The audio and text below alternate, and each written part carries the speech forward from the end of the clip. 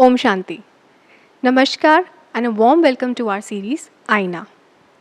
वैसे तो आईना स्वयं का प्रतिबिंब है, पर आज हम स्वयं के बारे में जानेंगे। आज हमारे साथ हैं वरिष्ठ राजयोग शिक्षिका आदरणीय राजयोगिनी BK पूनम दीदी जी। दीदी जी, आपका स्वागत है। आप जयपुर राजापाक सब जोन इंचार्ज हैं। दीदी जी बाल्यकाल से ही संस्था के साथ जुड़े हुए हैं। उनके निर्देशन में लगभग 100 से भी ज़्यादा सेवा केंद्रों का सुचारू रूप से संचालन हो रहा है। आप सिर्फ देश में ही नहीं बल्कि विदेश में भी ईश्वरीय ज्ञान का प्रचार कर चुकी हैं। खुद को जानने और पहचानने की श्रृंखला में आज हम बात करेंगे खुशी के बारे में। दीदी जी, हम जानना चाहेंगे कि वास्तविक तौर में खुशी क्या है और वो हमें कैसे मिलेगी। ओम शांति। खुशी का संबंध साधनों से, सुविधाओं से नहीं है। वो अस्थायी खुशी होती है जो हमें भौतिक उपलब्धियों से प्राप्त होती है। सच्ची खुशी आंतरिक है, हमारी मनोदशा पर निर्भर है। हमारी सकारात्मक सोच, हमारा दृष्टिकोण कैसा है, ये निर्धारित करता है। उदाहरण के लिए जब हम पढ़ते थे तो हम सोचते थे डिग्री मिल जाएगी तो बहुत खुशी की बात होगी।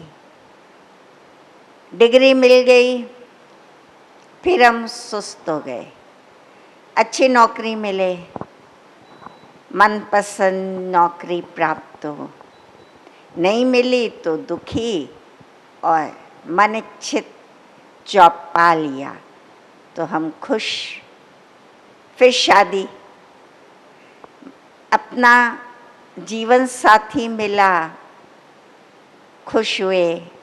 संतान हुई, खुश हुए।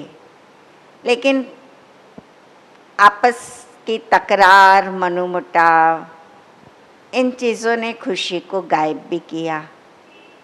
अनेक समस्याएं भी आईं जीवन में, आर्थिक समस्या, पारिवारिक समस्या, और हम मकड़ी के जाल में उलझते ही गए। खुशी हमसे कोसों दूर हो गई। तो जो हम सोच रहे थे ये उपलब्ध हो जाए तो हम खुश हो जाएंगे, ये चीज़ मिल जाए तो खुशी आएगी, लेकिन ऐसा हुआ नहीं, बल्कि और ही हमारी इच्छाएं, आकांक्षाएं बढ़ती गई और हम खुशी के लिए तरसते रहे। चलो, ये सब भी हम प्रयास करते हैं, ठीक है, होना चाहिए। फाइनली हमारा एम क्या है, किस लिए? अच्छी जॉब मिले, अच्छा जीवन साथी मिले, अच्छा परिवार मिले, संतुष्टि के लिए। लेकिन क्या हमें संतुष्टि मिलती है? संतोष तो हमारे से कोसों दूर जाता है। हम और चाहिए और चीज़ों में जाते हैं। तो सच्ची खुशी क्या है? ये हमारी आंतरिक है। हम छोटी छोटी बातों में भी खुश रहें, और कभी कोई ऐसी बातें आती, विघ्न आते, मनइच्छित बातें नहीं होती हैं, लेकिन हम इसको जीवन का एक भाग समझ के चलें। ये जीवन का एक पार्ट है। आती हैं परिस्थिति, चली जाती हैं, सदा तो नहीं रहती। जीवन खेल है। खेल मानेंगे तो ये भी सोचेंगे उतार चढ़ाव होते हैं। खेल में हार जीत होती है। खेल में गिरना, उठना, फिर दौड़ना होता है। तो इसको हम एक प्रकार से मनोरंजन के रूप में लें। ये समस्याएं नहीं आई हैं, हराने नहीं आई हैं, दुखी करने नहीं आई हैं, लेकिन ये जीवन का एक भाग है और मनोरंजन के तौर पे लिया जाए। या परीक्षाएं हैं, चुनौतियां हैं, इनको हमें हिम्मत साहस रख के पार करके आगे बढ़ना है और खुश रहना है। खुशी से अपने लक्ष्य को पाना है। लक्ष्य मिले तब खुश हो जाएंगे नहीं, खुश होकर हम मेहनत करेंगे, खुश होकर हम प्रयास करेंगे तो खुशी बरकरार रहेगी और संतुष्टि भी प्राप्त होगी। बाकी संतुष्टि जीवन मूल्यों से मिलती है। संतुष्टि चीज़ों में नहीं होती है। अगर साधनों में होती तो साधन संपन्न लोग, धनवान लोग खुश होते ना। लेकिन जितने भी साधन संपन्न धनवान हैं वो उतने ही ज़्यादा टेंशन में है, डिप्रेशन में है। इसलिए खुशी का आधार हमारी आत्मा के मूल्य हैं। तो अपने आप को जानो, मैं कौन हूँ, मेरे मूल्य क्या हैं। शांति, प्रेम, पवित्रता, शक्ति, इस अनुसार कार्य करें। आप किसी को प्रेम देते हैं, सिर पे हाथ फेर देते हैं, निराश को आशा दे देते हैं, उसमें खुशी का संचार होता है और आपकी खुशी भी बढ़ जाती है। आप किसी को हिम्मत दे देते हैं, वो जीवन के संग्राम में सफल होता है। हिम्मत देने से तो आपकी खुशी दुगनी होती है। तो खुशी लेने में नहीं है, देने में है, बांटने में है। देते चलो, बांटते चलो तो हमारी खुशियाँ भरपूर चौगनी हो जाएंगी। दीदी, जैसे हम आपने भी कहा कि इंसान भौतिक संसाधनों को इकट्ठा करने में लगा हुआ है, जिस वजह से वो बहुत टेंशन और डिप्रेशन का सामना करता है। ऐसे में हम 24/7 खुश कैसे रहें? हमें क्या करना चाहिए कि हम पूरा दिन आनंदित और खुशी महसूस करें? साधन है तब भी हम खुश रहें। साधन है, सुविधाएं हैं, जीवन को सरल बनाती हैं ये चीज़ें, लेकिन ये जीवन का लक्ष्य नहीं है। आज हम अगर इनको लक्ष्य बना लेंगे ना तो सदा खुशी नहीं रह पाएगी। ठीक है, साधन है, उपयोग करो, सुविधाएं हैं, इनको यूज़ में लाओ, लेकिन उपभोग मत करो। भोग में आ गए, वासना में आ गए, लिप्त हो गए, डूब गए तो हमेशा खुशी गायब हो जाती है। इसलिए हमें ज्ञान धन को बढ़ाना है, संतोष धन को बढ़ाना है, प्रेम धन को बढ़ाना है। ये आत्मा का सच्चा धन है।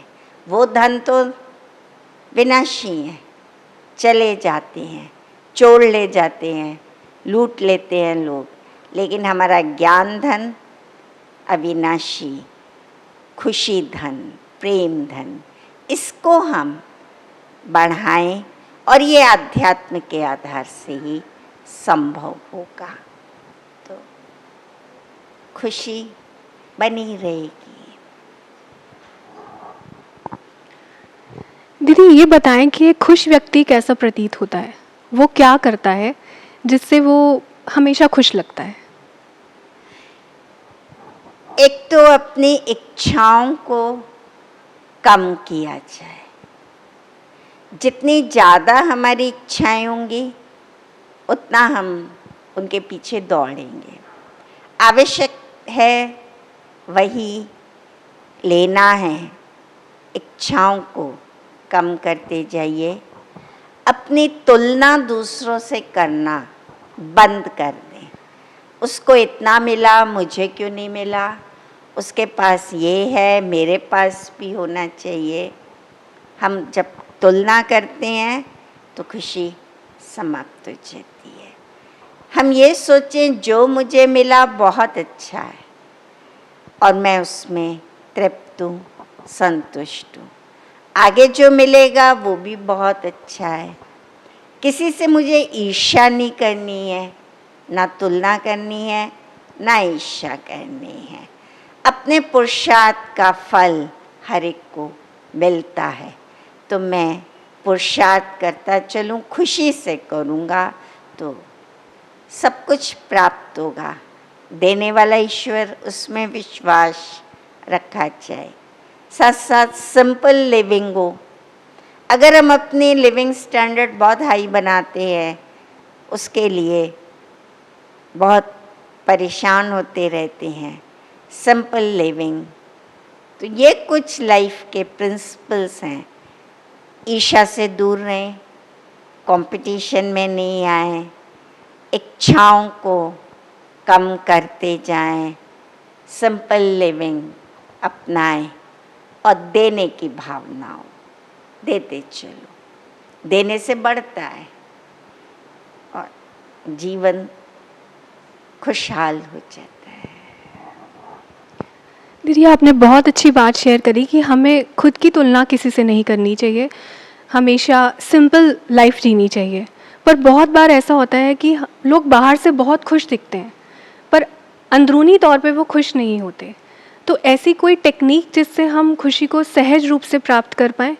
बाहर से खुश वो दिखते हैं, वो उनका दिखावा है, अपने आप को धोखा देते हैं।